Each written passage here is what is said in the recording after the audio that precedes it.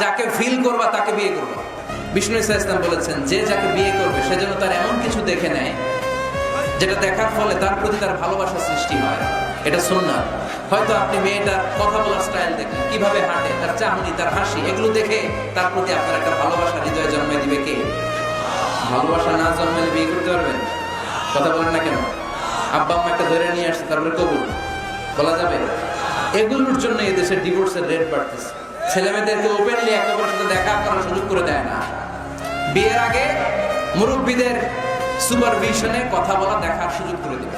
যখন পূর্ণাঙ্গভাবে দেখা দেখি হয়ে যাবে, আল্লাহর উপর তাওয়াক্কুল করে কবুল বলে ফেলতে হবে, ঠিক কি না? এজন্য স্কলাররা বলে, ইদা লা তাকনা লা তাতাসাওয়াজ, যদি তোমার ভালো না লাগে বিয়ে করবে না।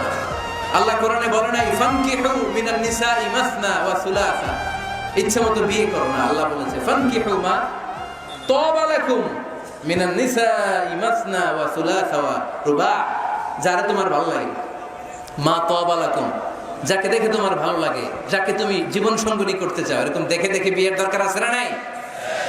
দেখলা, ফোনে কথাও বললা, তারপর মন একবার এদিকেও টানে ওদিকেও টানে, আছে না নাই? এরকম বিয়েতে হয় না? এই কথা শুনতেছেন? মনোযোগ আছে না গেছে? মনে এদিকেও টানে ওদিকেও টানে। এই ক্ষেত্রে ইস্তেখারা করবেন। কি করবেন? কি করবেন? ইস্তেখারা কখনো শুনেন নাই?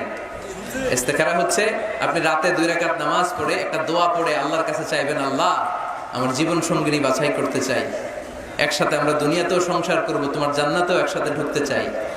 এরকম লাইফ মেট, লাইফ পার্টনার, এই মেয়েটা আমার জন্য হবে কিনা, বা মেয়ে দোয়া করবে এই ছেলেটা আল্লাহ আমার জন্য হবে কিনা আমি জানি না, তুমি তোমার পক্ষ থেকে এমন ইঙ্গিত দাও বা আমার হৃদয়ে এমন একটা দিক নির্দেশনা দাও যাতে আমি সঠিক সিদ্ধান্তে চলে আসতে পারি।